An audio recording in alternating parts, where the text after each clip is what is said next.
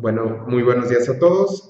Mi nombre es Roberto Carlos Martínez. Actualmente estoy encargado del área de epidemiología de la jurisdicción sanitaria número 8 de la Secretaría de Salud.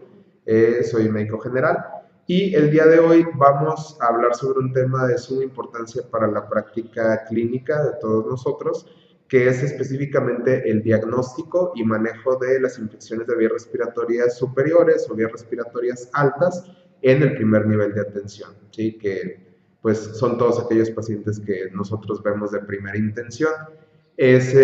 Por definición, es pues, una enfermedad infecciosa que afecta el aparato respiratorio en cualquier porción que esté por encima de la epiglotis.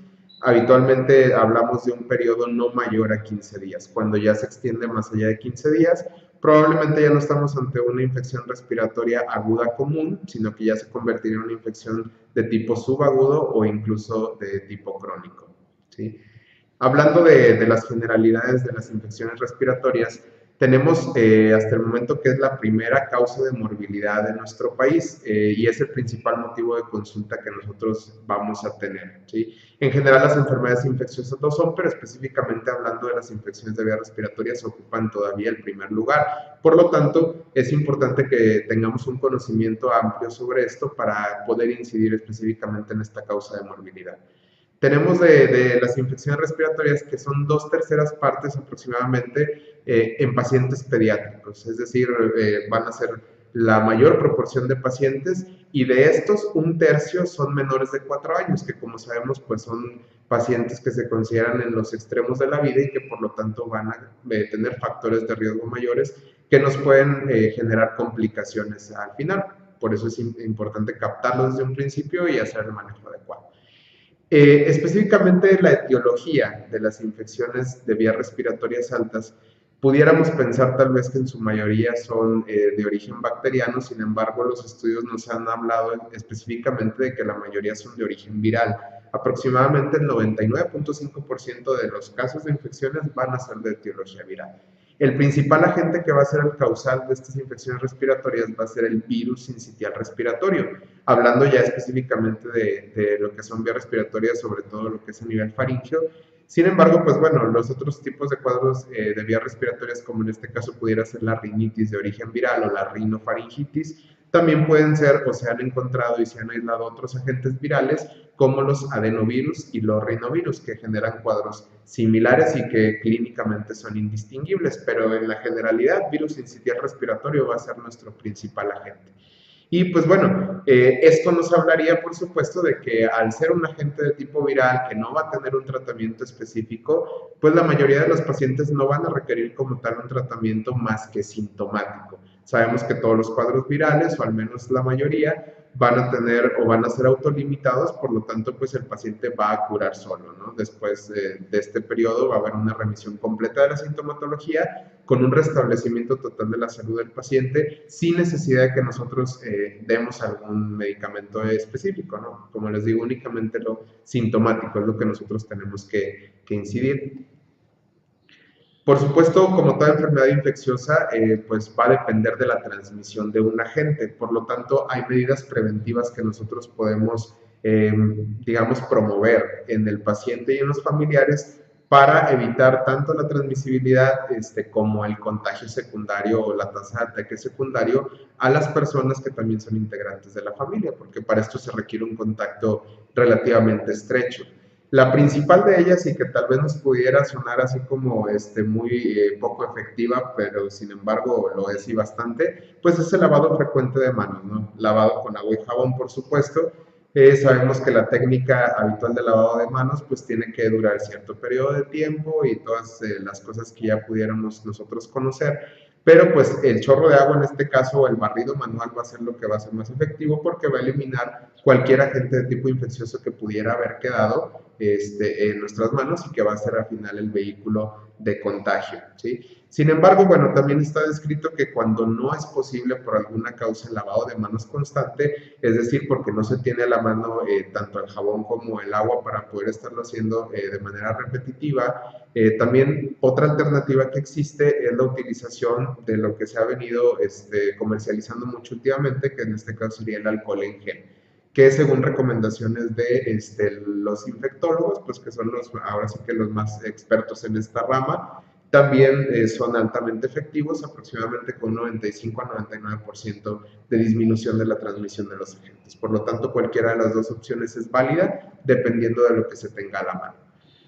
Por supuesto, ya una vez que tenemos un paciente ya con un cuadro, hablando más frecuentemente de niños, si tienen un resfriado común o alguna otra cosa que nos pareciera de tipo viral, hay que evitar que compartan, en este caso, juguetes, chupones, o demás cosas que pudieran funcionar como vehículos, es decir, todo aquello que llamamos fomites, ¿sí? Y pues evidentemente lo mismo, ¿no? De tratar que se laven con agua y jabón estos objetos específicamente cuantas veces sea posible, ¿no? Sobre todo en aquellos casos en los cuales se tiene contacto con muchos niños, por decir, cuando son pacientes preescolares o escolares, o incluso aquellos que están en guarderías, que tienen un contacto bastante estrecho. Por lo tanto, es importante desinfectar todos estos vehículos.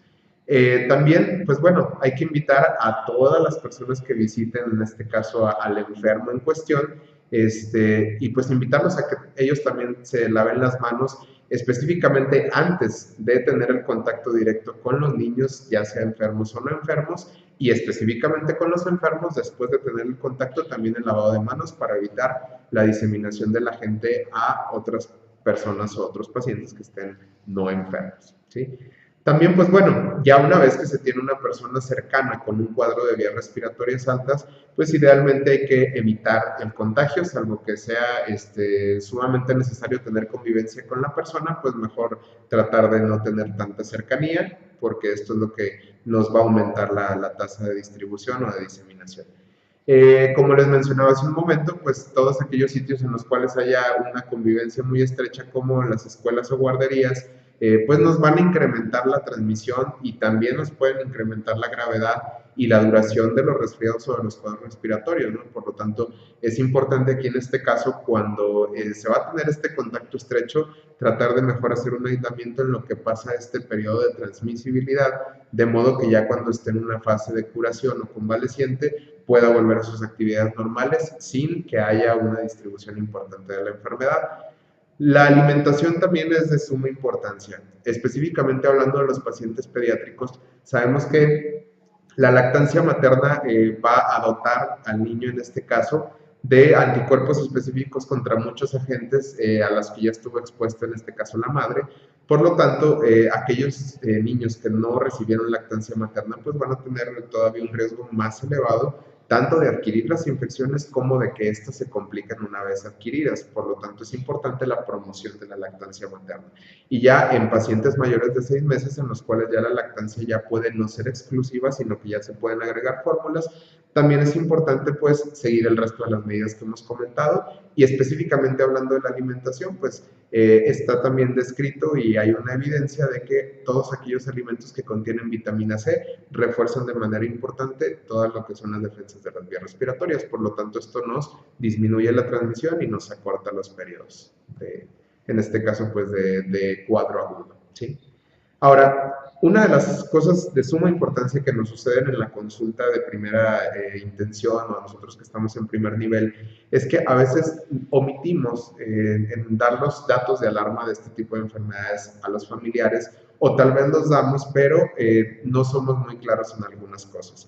Y esto nos puede generar sus problemas en determinado momento si es que, pues, de forma no deseada, el paciente se llegase a complicar o requerir otro tipo de atención. Entonces ahí es donde pueden venir los problemas, y pues también es uno de los objetivos de esta charla tratar de especificar cuál sería la mejor forma en la que podemos nosotros especificar esto para disminuir pues el riesgo de confusión sobre todo, y que también nos sirva para promover la salud de los pacientes y dar cierto tipo de educación.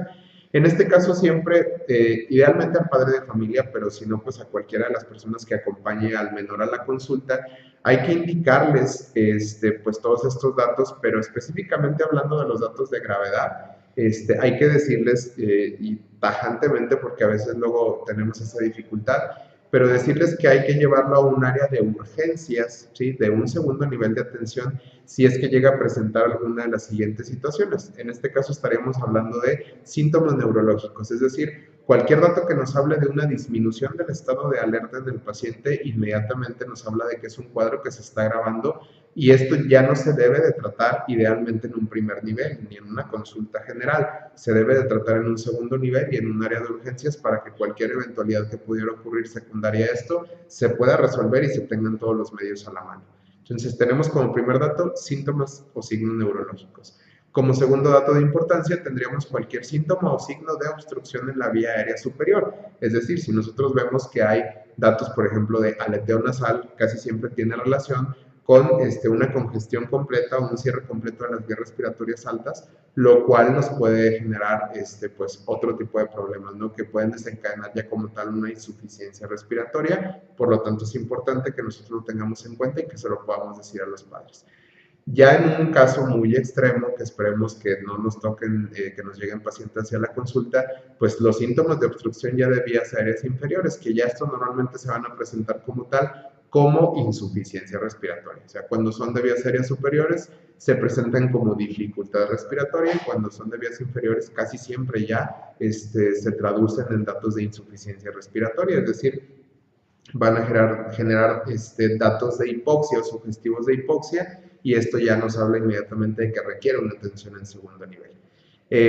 Hablamos también pues, de alteraciones en el volumen urinario, es decir, si nosotros vemos que o tenemos un conteo de que habitualmente nuestro paciente pediátrico orina entre 6 y 8 veces en un día y vemos que repentinamente una vez que se instaló el cuadro comienza a orinar únicamente 2 o 3 veces al día, eso nos habla de una disminución del volumen y entonces eso también pudiera estar presente como una complicación aguda del cuadro.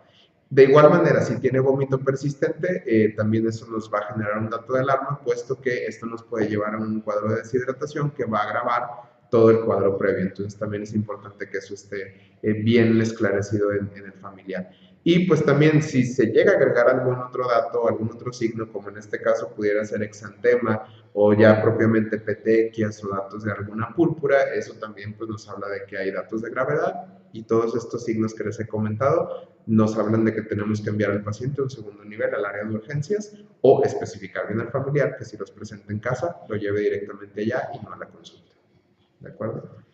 Ahora, también dentro de los datos de alarma tenemos que hablar de otras cosas que tal vez no nos hablen de un cuadro tan serio, pero que sí tienen la indicación de que se acuda nuevamente a la consulta, ya sea con nosotros mismos o con algún otro médico de primer nivel, para una revaloración, ¿sí? Entonces, dar seguimiento es de suma importancia. Ahora, si por ejemplo, en este caso el paciente nosotros ya le dimos un tratamiento sintomático o si requería un tratamiento específico, pues ya se lo iniciamos, pero pudiera ser que tuviera persistencia de la fiebre incluso por más de 3 días. Entonces, esto ya nos habla de que es un dato de alarma para poder hacer una revaloración. ¿Por qué? Porque habitualmente si hablamos de un cuadro autolimitado, para el tercer día ya no debiera de tener fiebre el paciente, o con el tratamiento sintomático que le dimos ya no debiera de tenerlo. Entonces, si persiste por 3 días o más la fiebre, nos habla de que es un cuadro que seguramente no tiene su origen en ese lugar donde nosotros estábamos pensando, o que tal vez ya se complicó, se agravó o se coinfectó, y entonces esto ya nos va a generar pues otro tipo de complicaciones y requiere otro manejo que no lo podemos saber si no revaloramos al paciente. Por eso es importante esto, fiebre de 3 días o más, tenemos que pedirle que lo lleve nuevamente a valoración. De igual manera, si a pesar del tratamiento sintomático vemos que la sintomatología no disminuye, sino que aparte se exacerba, entonces, o se va modificando y se van agregando cosas, entonces esto también nos habla de que requiere una revaloración, porque eso habla de que la historia natural de la enfermedad se ha modificado y eso requiere que hagamos una intervención inmediata. De igual forma, si vemos como que va ahí llevándola poco a poco el paciente, que a lo mejor no se agregaron nuevos síntomas ni se agravaron los iniciales, pero que vemos que persiste el cuadro todavía por 7 días o 10 días después de que inició, pues eso también nos habla de que no es un cuadro habitual, por lo tanto también requiere revaloración. Entonces, en presencia de estos 3 datos que les he mencionado, hay que solicitar que acudan nuevamente para revisar al paciente. Ahora, hablábamos en un principio de que por diagnóstico etiológico la clínica nos va a hablar de cosas distintas, ¿no? Sabemos que la mayoría van a ser virales, pero pues cada uno va a tener sus signos o sus datos característicos. Cuando son virales, que van a ser la mayoría, ya lo comentamos, casi siempre se van a manifestar con un cuadro de tos, ¿sí? Va a haber presencia de disfonía porque los virus respiratorios tienen, digamos, esta característica de que atacan sobre todo la laringe, que es el sitio donde se va a generar la disfonía. Va a tener el paciente congestión nasal o en algunas ocasiones puede tener incluso rinorrea o la mezcla de ambas. Va a haber dolor faríngeo, que habitualmente es durante más de 5 días después de iniciado el cuadro. Incluso se pueden llegar a presentar lo que son vesículas o aftas propiamente en la orofaringe. Entonces, la presencia de estos datos nos va a hablar en su mayoría pues, de un cuadro viral. Entonces, ya eso nos va a dar la sospecha clínica diagnóstica. Cuando no estamos frente a un cuadro de tipo viral, que van a ser muy pocos, aproximadamente 0.5% de las infecciones de vías respiratorias altas, nuestra segunda posibilidad diagnóstica va a ser una etiología bacteriana. Cuando es una etiología bacteriana va a tener ya un cambio el cuadro clínico. En este caso, principalmente va a haber dolor faríngeo, sí nos va a causar una odinofagia bastante importante, pero esta va a ser de inicio súbito, no va a ser progresivo como en el cuadro viral. Otra de los signos característicos va a ser el exudado, ¿sí? O sea, cuando nosotros hacemos la revisión de la orofaringe de nuestro paciente, habitualmente vamos a encontrar ya sea las clásicas placas blancas o si no podemos encontrar incluso placas grisáceas cuando apenas están desarrollándose, pero los exudados en su mayoría están presentes. Además de esto, vamos a encontrar la presencia de adenopatías, puesto que las infecciones bacterianas nos van a dar mayor inflamación a nivel ganglionar, sobre todo las submandibulares van a ser las principalmente afectadas, y pues la característica es que son dolorosas, ¿no? Eso también es importante. Y tenemos la presencia de fiebre. Los cuadros de origen bacteriano tienden a generar fiebres mayores a 38.5 en su mayoría, y pues sobre todo en los niños menores de 2 años, que sabemos que son pues ahora sí que los monstruos febriles y por todo generan cuadros muy importantes, entonces eso también hay que tenerlo en cuenta. Y por otro lado también se presenta en su mayoría cefalea. En niños ya menores de 2 años es difícil pues que nosotros podamos identificar la cefalea como tal, y aquí vamos a sustituir la cefalea por datos de irritabilidad, ¿sí? Sabemos que el agente etiológico de tipo bacteriano más frecuente va a ser el Streptococcus pyogenes, ¿sí? Que en este caso pues es el clásico beta hemolítico del grupo A, y pues por lo tanto ya más o menos vamos hilando por ahí cuál va a ser el tratamiento antimicrobiano específico, que eso lo vamos a abordar un poco más adelante. Pero en los dos grandes rubros principales vamos a tener etiología viral, etiología bacteriana, y ya presentamos las diferencias entre cada uno de ellos. Clínicamente, y hablando ya de lo que es semiología y propedéutica, existen criterios para hablar o para sospechar en su mayoría de una infección de origen bacteriano, que en este caso son los que se llaman criterios de Centor. Los criterios de Centor van a ser una herramienta bastante importante y sencilla de utilizar para nosotros que estamos en primer nivel, y estos criterios van a incluir varios puntos específicos. Tenemos aquí, por ejemplo, la ausencia de tos, ¿sí? Hablamos de que en cuadros virales sí hay, pero en cuadros bacterianos difícilmente va a haber tos. Hablamos de los exudados específicamente, que en cuadros virales tampoco se presentan en su mayoría, pero en los cuadros bacterianos sí. Hablamos de adenopatías cervicales anteriores, dolorosas, que tampoco son frecuentes en cuadros virales, pero en cuadros bacterianos no son. Temperatura elevada, o sea, hablamos de fiebre, como les decía, 38.5 o más, ¿sí?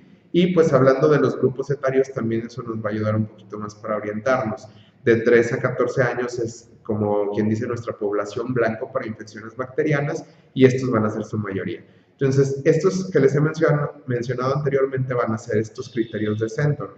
Por cada criterio que tenga presente el paciente que nosotros lo detectemos, se va a dar un punto, ¿sí? Entonces, aquí tendríamos que cada puntuación nos va a dar un porcentaje de probabilidad de que sí se trate de un cuadro bacteriano.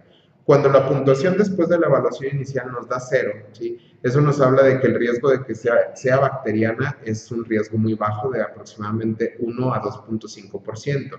Cuando es una puntuación de 1, vamos a tener un riesgo de 5 al 10% de que sí sea etiología bacteriana. Cuando es una puntuación de 2, vamos a tener un riesgo de 11 al 17%, una puntuación de 3 nos da un riesgo de 28 a 35%, y 4 puntos presentes o más nos hablan de un 51 o un 53% de riesgo de que sea etiología bacteriana. Estos criterios tienen un 75% de sensibilidad y especificidad, comparados con el exudado faríngeo, que en este caso pues va a ser, digamos que nuestro estándar de oro, pero ante la presencia clínica de esto, pues ya vamos viendo más o menos el riesgo. Ahora, hay que tomar en cuenta esa situación. Si estamos hablando de que la presencia de 4 puntos o más únicamente nos dan, digamos que un riesgo del 51 al 53%, estaríamos dejando fuera aproximadamente la mitad de los cuadros. Entonces, eso nos habla de que tal vez no sean característicos, pero sí tenemos que tener siempre presente la sospecha diagnóstica. Otra variedad que pudiéramos ingresar aquí en el diagnóstico clínico pudiera ser también los cuadros de resfriado común, que si bien se considerarían también infecciones de vías respiratorias altas y que sabemos que son de origen viral, luego tendemos a hacer esta diferencia, ¿no? Se va a caracterizar principalmente por congestión nasal o rinorrea, ¿sí? La presencia de fiebre, que normalmente no se da en las faringitis virales normales, la presencia de odinofagia, que esta pudiéramos pensarla más en las bacterianas, pero en resfriado común también está presente, tos y disfonía, igual por la situación del tropismo viral, tenemos irritabilidad o cefalea y tenemos inyección conjuntival. Esto también es bien importante porque la inyección conjuntival difícilmente se presenta en los cuadros de faringitis viral o en faringitis bacteriana, pero cuando hablamos de resfriado común sí se presentan. Y a esto le agregaríamos también la presencia de mialgias y artralgias que normalmente forman parte del ataque al estado general. Y hablando de etiologías de origen no infeccioso, tendríamos también como cuadro o diagnóstico diferencial la rinitis alérgica, que también es un padecimiento bastante frecuente.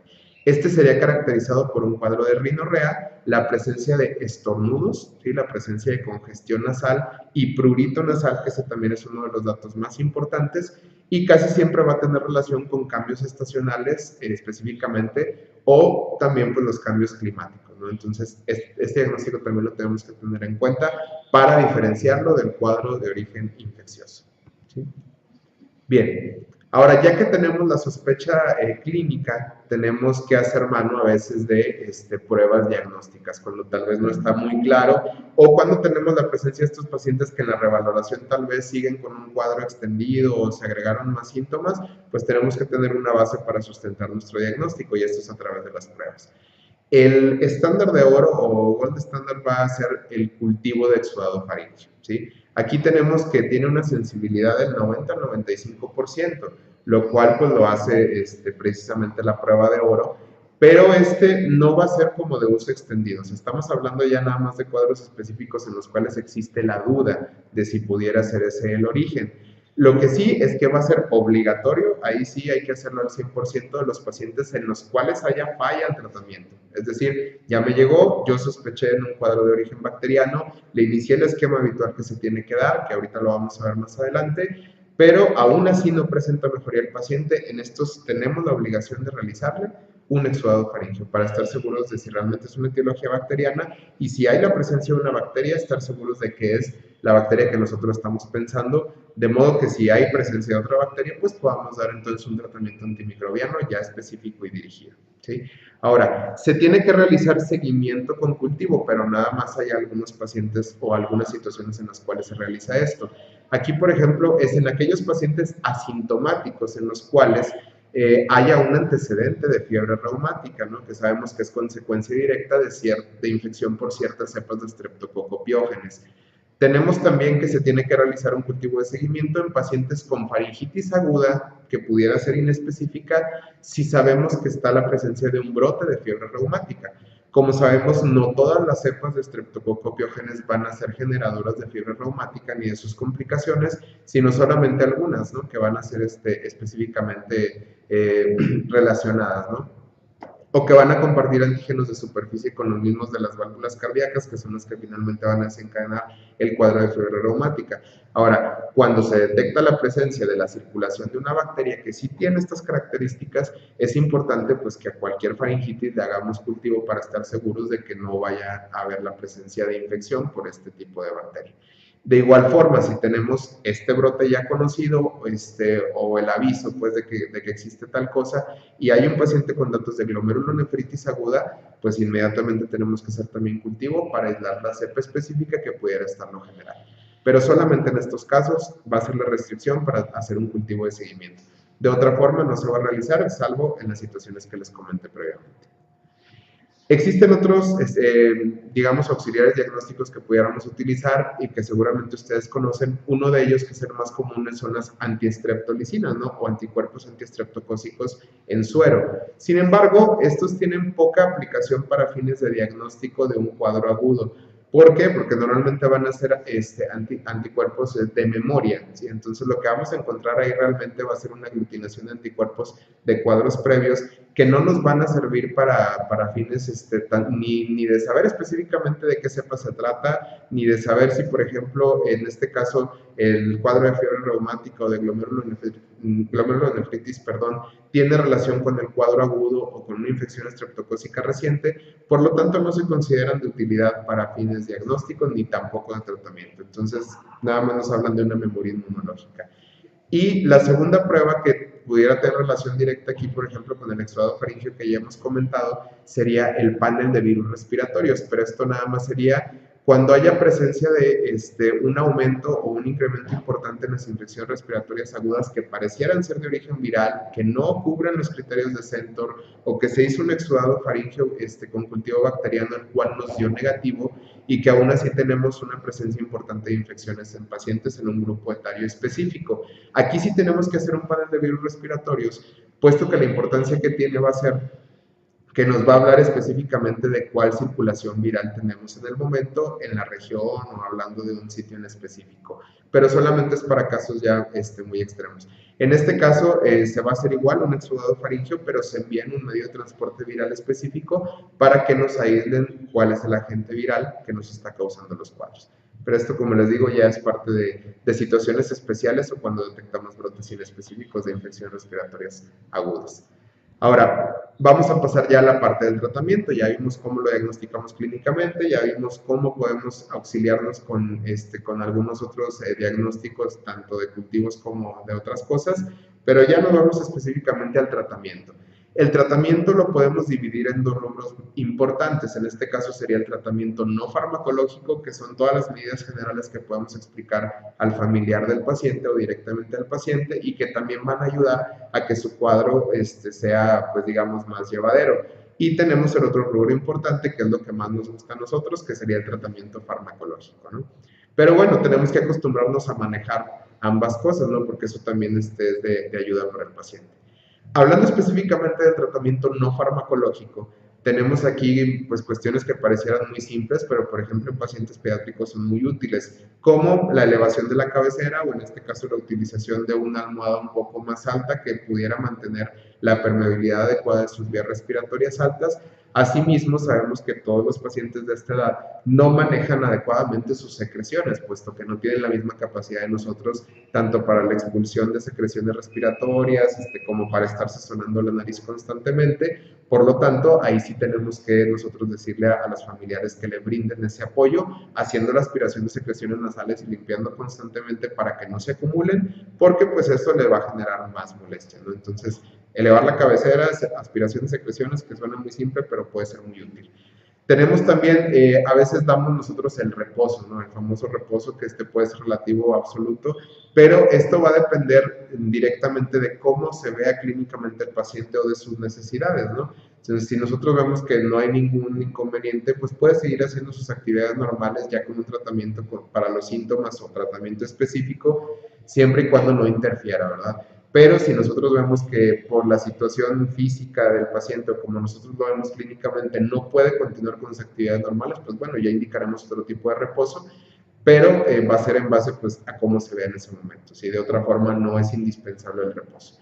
Tenemos también aquí muy extendido la utilización de nebulizaciones, las cuales como tal no nos han dado una evidencia práctica de que sí sean 100% de utilidad, pero tienen pues sus asegúnes, ¿no? O sea, hablando específicamente de la aspiración de vapores, en este caso de vapor caliente, sí nos puede ayudar para algunas cosas como la descongestión de la mucosa nasal, pero pues digamos que pues con sus reservas, ¿no? Cuando ya hablamos de nebulizaciones con vapor frío, que son normalmente los dispositivos que podemos encontrar tanto en hospitales como los que se pueden adquirir de los que se comercializan, tienen nada más aquí una situación importante, que si nosotros no tenemos el cuidado adecuado, se pueden colonizar con agentes infecciosos y entonces eso, lejos de ayudarnos, pues nos va a perjudicar, ¿no? Pues, al momento de aspirarlo, vamos a estar aspirando también los agentes infecciosos y eso nos va a generar coinfecciones, por eso no es muy conveniente realizarlo, salvo que sepamos que vamos a tener todos los cuidados adecuados con este dispositivo de vaporización. Pero en general, pues no van a dar un mayor beneficio al paciente. Lo único que está descrito es la utilización en aquellos pacientes que tienen infecciones de vías respiratorias bajas, pero ya con datos de dificultad para el manejo de secreciones. Pero como estamos ahorita en el tema de vías respiratorias altas, pues para fines prácticos no nos van a funcionar de una forma adecuada. Tenemos también la utilización de gargarismos, ¿sí? O sea, aquí lo que van a hacer es que pues, los síntomas de odinofagia o propiamente el dolor faríngeo como tal, sin presencia de estar pasando líquidos o alimentos, esto va a ser una de las molestias principales que muchas de las veces no se elimina del todo con la utilización de analgésicos o antiinflamatorios. Por lo tanto, la utilización de gargarismos, sobre todo pues, con soluciones asépticas o incluso con solución salina, nos puede funcionar para disminuir la sintomatología de forma importante. Entonces, eso sí, pudieran formar parte del tratamiento no farmacológico. En cuanto a la alimentación específicamente, aparte de la recomendación de alimentos que contengan vitamina C, como lo hemos mencionado previamente, se recomienda ingerir alimentos suaves, puesto que todos los alimentos que sean un poquito más difíciles de deglutir, pues van a generar mayor molestia, ¿no? Y esto es algo esperado. Entonces, alimentos suaves, no propiamente papillas ni nada de eso, pero sí algo que sea fácil de deglutir. Y hablando ya del aumento de la ingesta de líquidos, que normalmente es algo que tendemos a recomendar ahora sí que a diestra y siniestra en cualquier cuadro agudo, aquí tendríamos que personalizarlo dependiendo de las necesidades del paciente, porque tampoco se trata de que a todos les demos, en lugar de darles 1 litro de agua, denle 2, pues no es así como receta de cocina. Aquí sería nada más como especificarlo en aquellos pacientes en los cuales exista la presencia de fiebre, porque sabemos que la fiebre pues, nos va a aumentar las pérdidas insensibles, por lo tanto aquí sí requerimos de que haya un poco más de manejo de líquidos, o en aquellos pacientes que nosotros veamos que tienen un mal manejo de secreciones. Si vemos que a la exploración, por ejemplo, de lo que son las narinas, tenemos ahí presencia de secreciones que están muy duras, muy pegadas a la mucosa o que pudieran llegar a lastimar en su momento, aquí sí es importante que agreguemos o que aumentemos la ingesta de líquidos, porque esto nos va a hacer que las secreciones pues sean un poquito más diluidas y pues eso va a mejorar el manejo. Pero solo en estas dos cuestiones se recomienda como tal el aumento en la ingesta. De otra forma, se puede seguir consumiendo el líquido habitual y eso no nos va a modificar el curso natural del cuadro. Ahora, estas son las medidas generales, son no farmacológicas, pero ya hablando del tratamiento farmacológico específico, tendríamos dos rubros importantes. Tendríamos el tratamiento sintomático y tendríamos el tratamiento específico, que ya hablamos de lo antimicrobiano. En el sintomático, pues podemos utilizar una gama muy amplia de fármacos que tenemos a la mano, pero de los tipos de medicamentos específicos pudiéramos utilizar los antihistamínicos, que son así como muy comunes, aunque los estudios no son concluyentes específicamente para vías respiratorias altas, de que nos vayan a cortar los cuadros ni que vayan a mejorar de toda la sintomatología. Sobre todo son poco útiles en aquellos pacientes menores de 2 años, ¿no? Pero pues bueno, se pueden llegar a utilizar siempre y cuando lo que sería en este caso pues la disminución de las secreciones no nos vaya a afectar para empeorar el cuadro, ¿no? De esta forma sí los podemos usar. Y pues específicamente para aquellos pacientes menores de 2 años, utilizar preferentemente los antihistamínicos que son selectivos, que son todos aquellos que no nos van a dar esos síntomas molestos como lo que es el sueño y demás, porque sabemos que un niño menor de 2 años que le vamos a dar un antihistamínico y que esto le va a generar sueño, pues esto va a hacer que se dificulte todavía más el manejo de sus secreciones, o sea, tenemos que mantener al niño de preferencia en un estado de alerta, por lo tanto no se recomiendan antihistamínicos no selectivos. Se pueden utilizar analgésicos y antiinflamatorios prácticamente de cualquier tipo, ¿sí? Y antipiréticos, sobre todo en los pacientes menores de 2 años, pues tratar de utilizar principalmente paracetamol, que digamos que podría ser bien calculado, pues ahora sí que el más inocuo de todos los antipiréticos que pudiéramos utilizar. La recomendación sobre todo aquí nada más es que no se utilicen otro tipo de antipiréticos, como en este caso el ibuprofeno o específicamente el ácido acetilsalicílico, en aquellos pacientes que tengan un antecedente ya sea de enfermedad acidopéptica, puesto que sabemos que estos van a aumentar la secreción de ácido gástrico. En pacientes con presencia de asma tampoco es recomendable, pues ya sabemos que puede generar broncoespasmo. Pacientes con datos de insuficiencia renal tampoco se debe utilizar, ni tampoco en aquellos que tengan antecedente de un síndrome de Raynaud. ¿Sí? Fuera de ahí, el resto de los pacientes que no tengan estos antecedentes de riesgo, podemos utilizar ibuprofeno, que es bastante bueno y bastante efectivo para los niños menores de 2 años, tanto como analgésico y antiinflamatorio, como antipirético, ¿no? Pero en general, paracetamol sería la recomendación principal. Y ya hablando del tratamiento específico, que sería el antimicrobiano, tenemos aquí a uno de nuestros aliados que ya tiene muchos años con nosotros, que son las penicilinas. Específicamente tenemos lo que es la penicilina G-benzatínica, ¿no? Como un esquema de ataque o esquema inicial o principal, tendríamos la primera recomendación, que sería la utilización de penicilina G-benzatínica, que vamos a dosificar en base a los kilogramos de peso que tenga el paciente. Si estamos ante un paciente de menos de 20 kilos de peso, tendríamos que administrar una dosis única de 600,000 unidades internacionales vía intramuscular, y ya con eso tendríamos una tasa bastante elevada de curación, puesto que sabemos que la penicilina benzatínica es un medicamento de depósito, de manera que va a tener una acción prolongada, ¿sí? En niños mayores de 20 kilos vamos únicamente a doblar la dosis, es decir, en lugar de 600,000 unidades, aplicaríamos la ampolleta de 1.200.000 unidades, igual con una dosis única, con eso es suficiente por el depósito que hemos comentado. Muchas de las veces no tenemos como esta confianza al 100% en una dosis única. Entonces, si tal vez desconfiamos un poco o vemos que no existe la mejoría deseada, podemos utilizar los esquemas alternos. En este caso tenemos la utilización de combinados. Igual son penicilinas, pero vamos a mezclar un tipo con el otro. Tendríamos bencilpenicilina procaínica con bencilpenicilina cristalina en 3 dosis. Estas dosis se van a alternar cada 24 horas, ¿sí?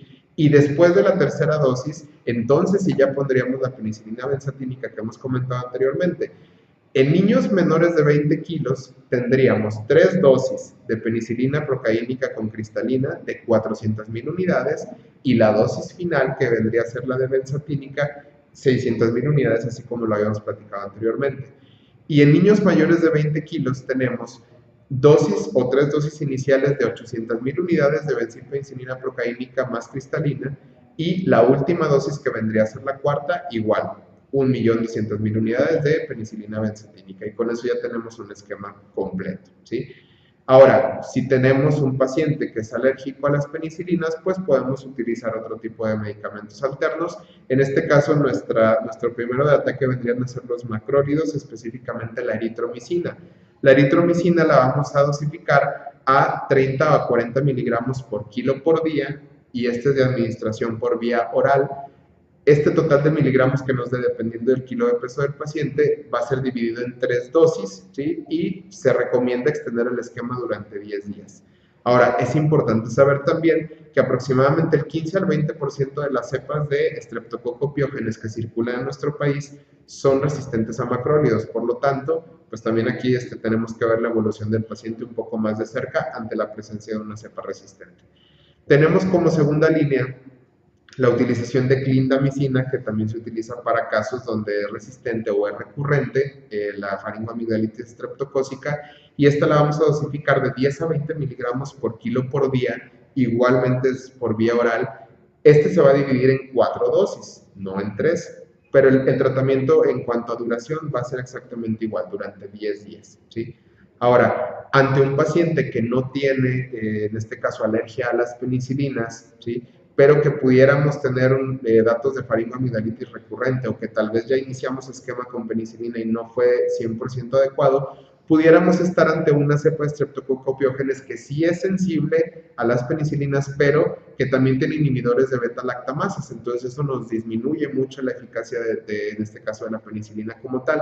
Entonces aquí se recomienda agregar lo que son los combinados, que tienen estos fármacos que nos ayudan para bloquear a esas cepas que son con inhibidores de beta-lactamasas, ¿sí? Por lo tanto, tendríamos amoxicilina con ácido clavulánico como nuestra opción principal para estos casos recurrentes o con falla de tratamiento inicial sin alergia a penicilinas. La amoxicilina con ácido clavulánico la vamos a dosificar a 20 a 40 miligramos por kilo por día, ¿sí? Esto igual lo vamos a dar vía oral, lo vamos a dividir también en 3 dosis, igual que los macrólidos, y también se tiene que extender el tratamiento por 10 días para que tenga una eficacia adecuada. Entonces, esta adición de ácido clavulánico nos va a ayudar a que la amoxicilina pues funcione de forma adecuada.